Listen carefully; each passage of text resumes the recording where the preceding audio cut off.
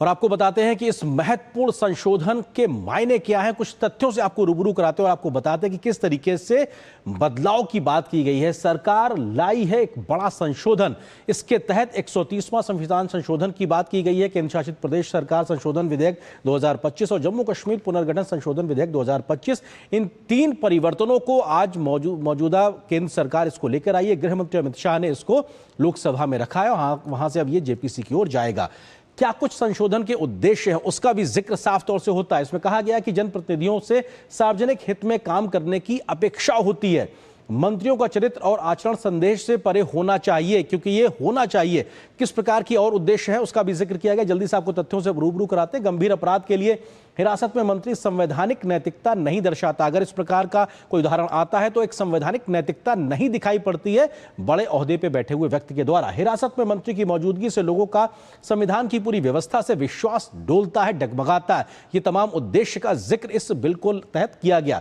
वर्तमान में संविधान में ऐसे मंत्री को हटाने का कोई प्रावधान नहीं है, इसीलिए ऐसे मामलों में एक कानूनी ढांचा होना अनिवार्य है, जिसके लिए मौजूदा केंद्र की सरकार, मोदी सरकार इस प्रावधान को लेकर, संशोधन को लेकर आई है, ताकि ऐसी स्थिति में भी फैसला लिया जा सके कानून सम्मत तरीके से। तो ये एक उद्देश्य की बात है। क्या कुछ प्रावधान है उसका भी जिक्र करते हैं। प्रावधान ये है कि अगर 5 साल की सजा के प्रावधान वाला अपराध कोई प्रधानमंत्री हो, मुख्यमंत्री हो, केंद्र या राज्य का मंत्री हो, वो अगर करता है और उसको 30 दिन तक हिरासत में रहना पड़ता है, तो 31वें दिन एक तरीके से उसका इस्तीफा होना ही होगा, चाहे वो स्वेच्छा से दे, अन्यथा उसको उस पद से हटा हुआ मान लिया जाएगा। तो ये अपने आप में ये प्रावधान है कि गंभीर अपराध के लिए 30 दिन हिरासत में रहने के बाद 31वें दिन वो पद पे नहीं रह सकता। इस्तीफा नहीं देने पर स्वतः हटेंगे अपने पद से।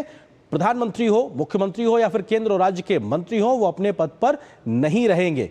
लेकिन रिहाई के बाद उनके पुनर्स्थापन पर इस बिल के माध्यम से, संशोधन के माध्यम से रोक नहीं है। यह भी प्रावधान इसमें किया गया। कहां लागू होगा?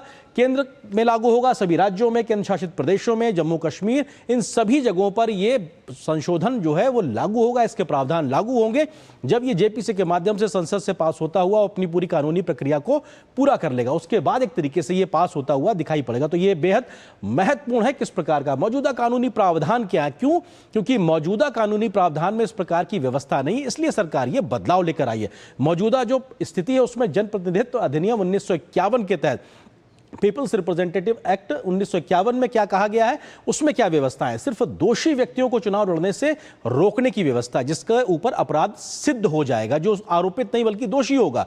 गंभीर अपराधों में आरोपी लड़ सकता है चुनाव। अगर उस पर सिर्फ मुकदमा चल रहा है तो ऐसे व्यक्ति को चुनाव लड़ने से रोका नहीं जा सकता है। मौजूदा स्थिति के आधार पर गंभीर अपराधों में दोषी को 6 वर्ष के लिए अयोग्यता का प्रावधान मौजूदा समय में है, और साथ ही साथ 2 साल, कम से कम अगर 2 साल की सजा होती है, उससे ज्यादा की होती है, तो उस व्यक्ति की, अगर वो सांसद या विधायक है, तो उसकी सदस्यता जाएगी और अगले 6 वर्षों के लिए उसकी अयोग्यता हो जाएगी। तो ये मौजूदा प्रावधान है। लेकिन पद पे बैठा हुआ व्यक्ति अगर जेल चला जाता है, हिरासत में रहता है, लंबे समय तक वो वहां से ही व्यवस्थाएं चला सके, तो ये अपने आप में मौजूदा वक्त में ऐसा कोई प्रावधान नहीं है। इसीलिए मोदी सरकार इस प्रकार के बदलाव को लेकर आई। इस विषय पर हम करेंगे आगे चर्चा। फिलहाल एक छोटे से ब्रेक के लिए रुकते हैं।